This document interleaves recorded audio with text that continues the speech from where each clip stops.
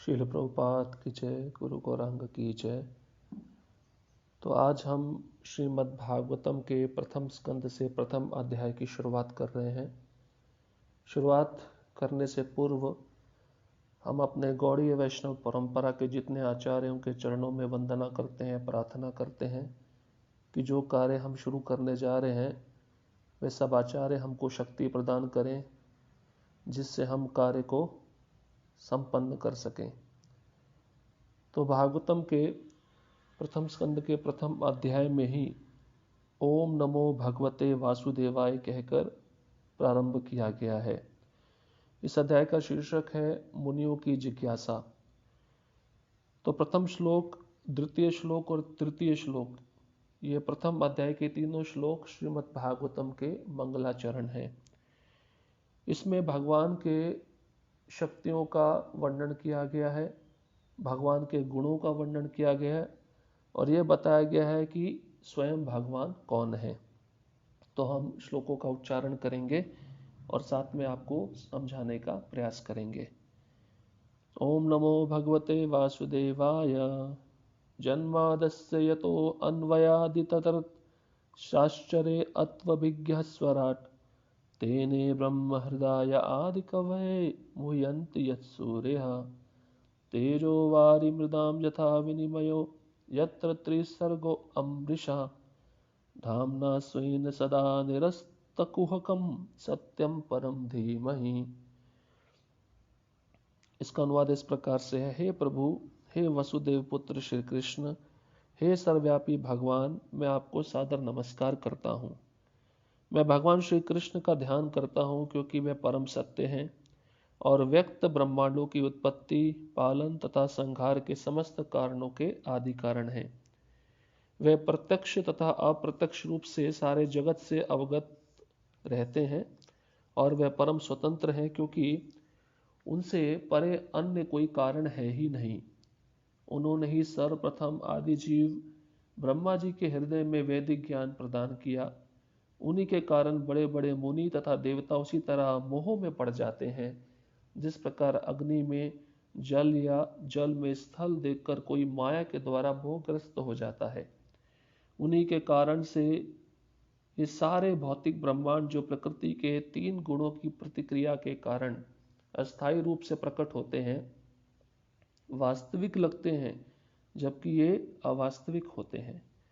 अतः मैं उन भगवान श्री कृष्ण का ध्यान करता हूँ जो भौतिक जगत के भ्रामक रूपों से सर्वथा मुक्त अपने दिव्य धाम में निरंतर वास करते हैं। मैं उनका ध्यान करता हूँ क्योंकि वे ही परम सत्य हैं। तो तात्पर्य जो है श्लोक का प्रभुपाद जी बहुत लंबा लिखे हैं और बहुत महत्वपूर्ण श्लोक भी है, तो इसको संक्षिप्त रूप में समझेंगे। देखिए यहाँ पे बताया गया है भगवते, भगवते का अर्थ है भगवान, और यहाँ पे स्पष्ट रूप से बताया गया है वासुदेवाय। वासुदेवाय का अर्थ है वसुदेव पुत्र, अर्थात भगवान श्री कृष्ण को। नमः मतलब नमस्कार है। जन्म आदि जो उत्पत्ति, पालन तथा संहार से परे है, न जिनकी उत्पत्ति होती है न जिनका संहार होता है। और बताया गया है अस्य, अस्य का अर्थ है प्रकट ब्रह्मांडों का। जो ब्रह्मांड हमको दिख रहे हैं, जो ब्रह्मांड अव्यक्त रूप में स्थित है, उनका पालन पोषण स्वयं कृष्ण अपने अंश के कला के द्वारा करते हैं, अर्थात महाविष्णु के द्वारा करते हैं। अर्थेषु उनका उद्देश्य क्या है? इन सृष्टि की रचना करना जिसमें जीव रह रहे हैं, तो उनका उद्देश्य है इस सृष्टि में जो जीव रहते हैं उनको अपनी लीलाओं के द्वारा आकर्षित करना। अभिज्ञ, अभिज्ञ का अर्थ है वह पूर्ण रूप से अवगत है, भूतकाल में जो घट चुका है, वर्तमान काल में जो हो रहा है और भविष्य में जो होगा। तो ये इन तीनों स्थितियों से भगवान पूर्ण अवगत है, इसलिए उनको अभिज्ञ कहा गया है। और सबसे महत्वपूर्ण शब्द है स्वराट, पूर्ण रूप से स्वतंत्र है, उनकी जो इच्छा है वो कर सकते हैं। जीव परतंत्र है और भगवान स्वतंत्र है, इसलिए उनको स्वराट बोला गया है। ब्रह्म, तेने ब्रह्म हृदय आदि कवये, उन्होंने ही जो आदि कवि ब्रह्मा है उनके हृदय में दिव्य ज्ञान प्रकाशित किया है। वेद और शास्त्रों का ज्ञान है भगवान के द्वारा ही ब्रह्मा के हृदय में प्रकाशित हुआ और उन ब्रह्मा जी ने परंपरा के द्वारा हम तक पहुंचाया। और ये जो ब्रह्मा है मुयंती, बड़े बड़े देवता जिसमें ब्रह्मा भी सम्मिलित हैं, वे सब भगवान की माया के द्वारा मोहित होते रहते हैं। सूर्य बताया है, सूर्य मतलब बड़े बड़े मुनि तथा देवता भी भगवान के द्वारा मोहित होते रहते हैं। और तेजः मतलब अग्नि, वारी मतलब जल, और मृदा मतलब पृथ्वी। तो ये सब भगवान के द्वारा ही प्रकट हुआ है। और त्रिसर्गः सृष्टि के 3 गुण अर्थात सत्वगुण, रजोगुण और तमोगुण, इनके संयोग मात्र से जो सृष्टि की रचना हुई है वह महाविष्णु के द्वारा हुई है, जो कृष्ण के विस्तारित स्वरूप है। तो ऐसे भगवान को मैं नमस्कार करता हूँ जो निरस्तक कुहकम अर्थात जो अज्ञान रूपी मोह को तुरंत हटा देते हैं। अपने भक्त के हृदय में वो ज्ञान का दीपक जलाकर उस अज्ञान के मोह को नष्ट कर देते हैं। ऐसे सत्य को मैं नमस्कार करता हूँ। ये स्वयं व्यास देव जी भागवतम के प्रथम स्कंद के प्रथम अध्याय के प्रथम श्लोक में भगवान को नमन कर रहे हैं। अब द्वितीय श्लोक की तरफ जाते हैं। ये बहुत ही महत्वपूर्ण है। धर्म प्रोजित कैतवो अत्र परमो निर्मत्सराणाम सताम वेद्यम वास्तवमत्र वस्तु शिवदम तापत्रयोन्मूलनम श्रीमद्भागवते महामुनिकृते किं वा परेरीश्वरः सद्यो हदवरुध्यते अत्र कृतिभिः शुश्रूषणाभिस्तत्क्षणात्।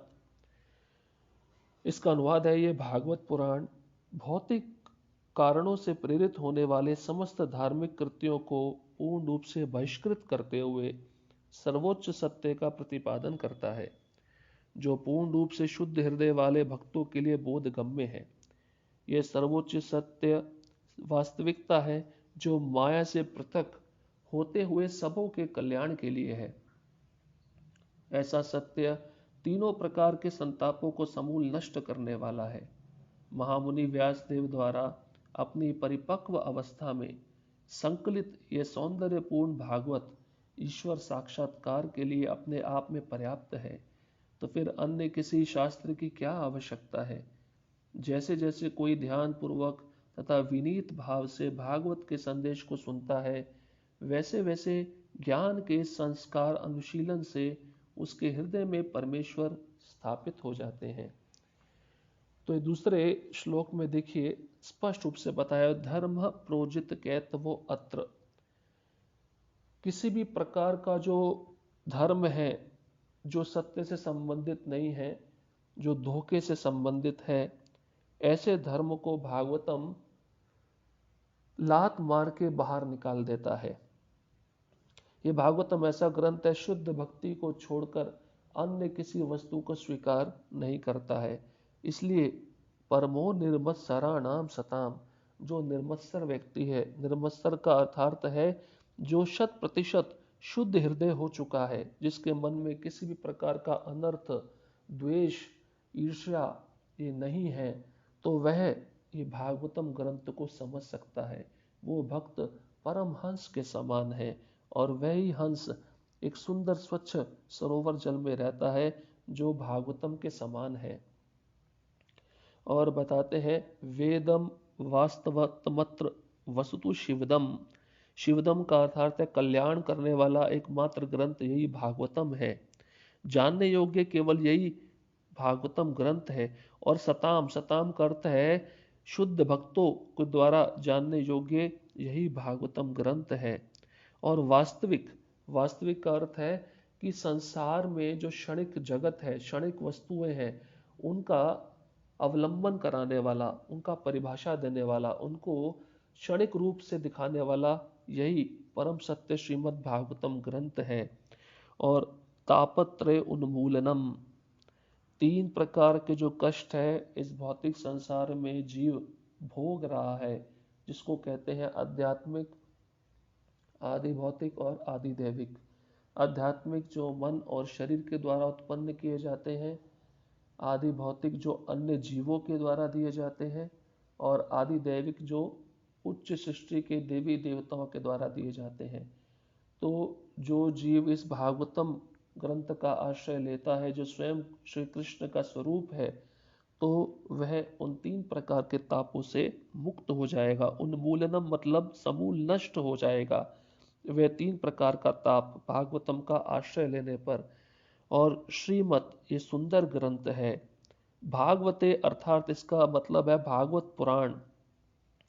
और महामुनि इसको किसने बनाया है, इसके रचयिता कौन है, इसका निर्माण किसने किया है? स्वयं महामुनि व्यासदेव ने किया है। और कब किया? बहुत आश्चर्यमय बात है, अपनी परिपक्व अवस्था में किया, जब वह सभी वेदों को, पुराणों को और उपनिषदों को रच दिए और उसमें किसी भी प्रकार के भगवान की महिमा का गुणगान नहीं किए, तो बहुत ही निराश थे और बहुत दुखी थे। तो नारद मुनि जो उनके गुरु हैं, उनके आदेश पर उन्होंने इस ग्रंथ की रचना की।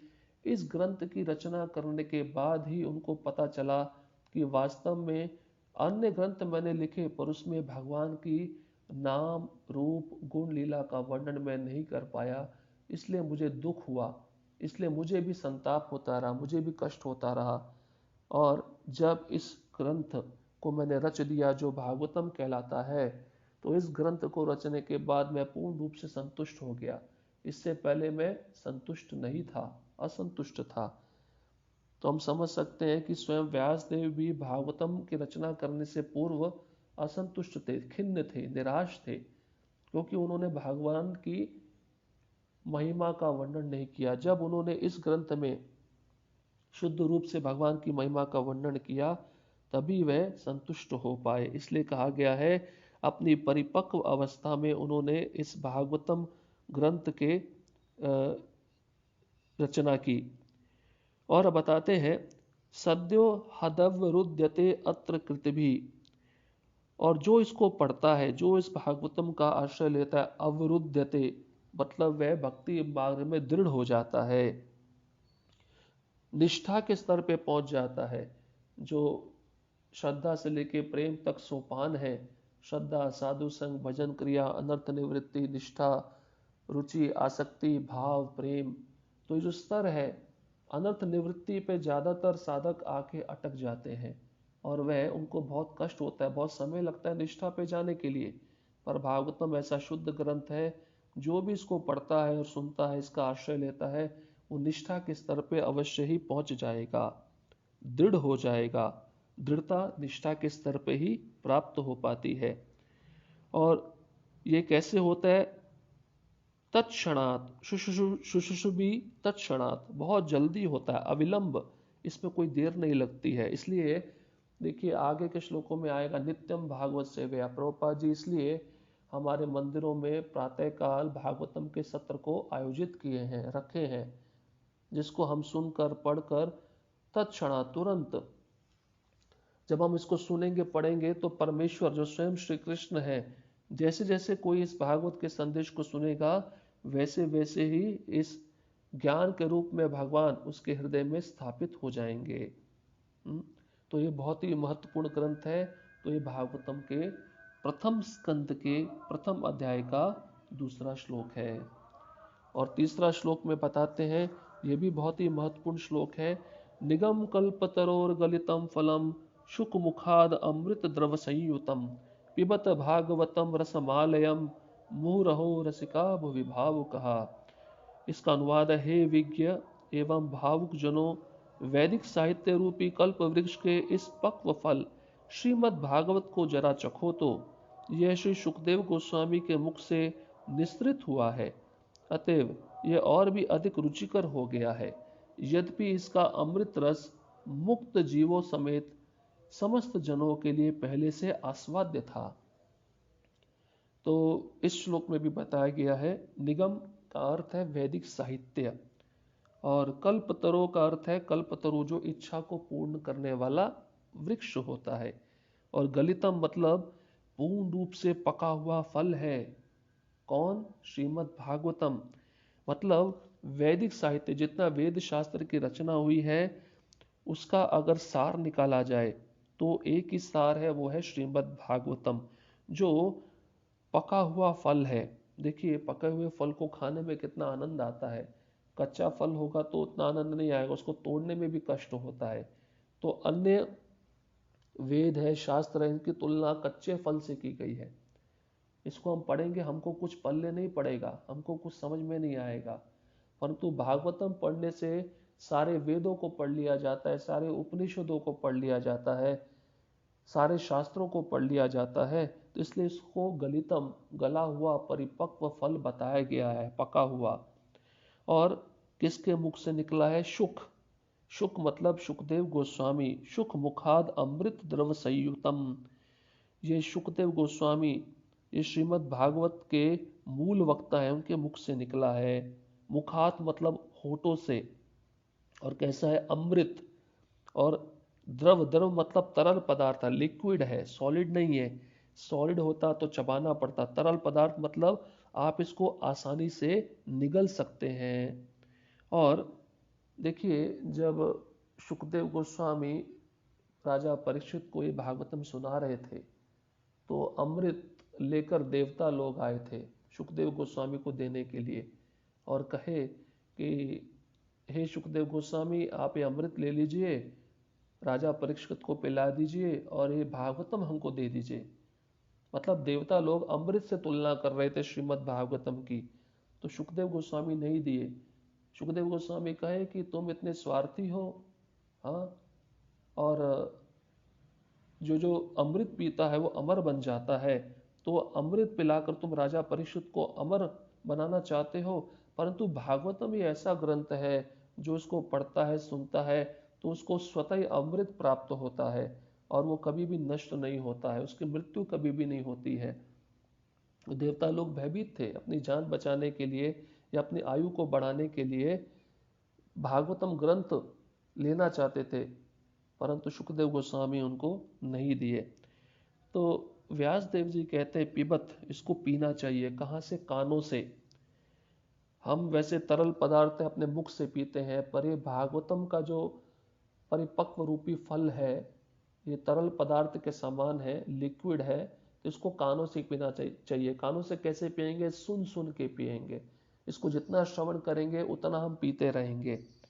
और रसमालयम, रसमालयम का अर्थ है जो आस्वाद्य है, जो बहुत मीठा है। और आलयम का अर्थ है मुक्ति प्राप्त होने तक या मुक्त अवस्था में भी। जैसे देखते हैं दुखालयम, भगवान बोले दुखों का घर है। पुस्तकालयम, लाइब्रेरी को बोलते हैं। रुग्णालयम, जहाँ पे रोगी रहते हैं, जिसको हॉस्पिटल कहते हैं, यहाँ पे बताते हैं आलयम। ये जो भागवतम ग्रंथ है ये पूर्ण रूप से रस का सार है। चाहे इसको शुरुआत से पढ़ो, मध्य से पढ़ो, अंत से पढ़ो, इसको कहीं से भी चखोगे, इसको कहीं से भी श्रवण करोगे, ये मुक्ति प्राप्त, अर्थात यहाँ पे मुक्ति का अर्थ है भगवान का धाम, कि भगवान के धाम पहुंचा देता है। भगवान के धाम में उस जीव को वहां पे जाकर किसी भी प्रकार का कष्ट नहीं भोगना पड़ता। और व्यासदेव जी कहते हैं मुहु, मुहु का अर्थात है सदैव, सदैव पीते रहो। इसलिए प्रभुपाद जी बोले नित्यम भागवत सेवया। और यहाँ तक कि जो मुक्त हो चुके पुरुष हैं, रसिका, वो भी इसका पान करते हैं। जैसे सुखदेव गोस्वामी स्वयं उदाहरण है, वह मुक्त अवस्था में थे, उनको ये पढ़ने की आवश्यकता नहीं है। भगवान की इच्छा के अनुसार जब वे अपनी माँ के गर्भ से निकले तो वह मुक्त अवस्था में थे, उनको माया स्पर्श नहीं कर सकती थी, पर फिर भी वह इसको पढ़ते हैं, इसको सुनते हैं। ये इसका मतलब है कि इसमें जो कृष्ण की लीलाएं हैं, नाम रूप गुण लीला है, वह मुक्त जीव को भी आकृष्ट करता है। तो इसलिए सुखदेव गोस्वामी भी इसका पान किए। तो इस पृथ्वी पर विचरण करते हुए तो सुखदेव गोस्वामी राजा परीक्षित को कह रहे हैं कि वास्तव में वो पटु और विचारवान व्यक्ति है जो वास्तव में इस भागवतम ग्रंथ का आश्रय लेकर बारंबार इसको श्रवण करता है, वो बहुत ही बुद्धिमान व्यक्ति है। तो इस प्रकार से हम समझ सकते हैं ये जो प्रथम 3 श्लोक आज हमने जो चर्चा की, ये भागवतम का मंगलाचरण कहलाता है और यहीं से श्रीमद् भागवतम की शुरुआत होती है। इस प्रकार से हम आगे सुनेंगे कि मुनियन जो नैमिषारण्य में शौनक आदि ऋषि थे, जो कुल मिलाकर 88,000 थे, उन्होंने सूत गोस्वामी से किस प्रकार से जिज्ञासा की। तो ये बहुत सारे संवादों का मिश्रण है। जैसे सूत गोस्वामी और शौनक आदि ऋषियों का जो नैमिषारण्य में सम्मिलित हुए, फिर शुकदेव गोस्वामी और राजा परीक्षित के मध्य में संवाद है, विदुर और मैत्र जी के मध्य में संवाद है।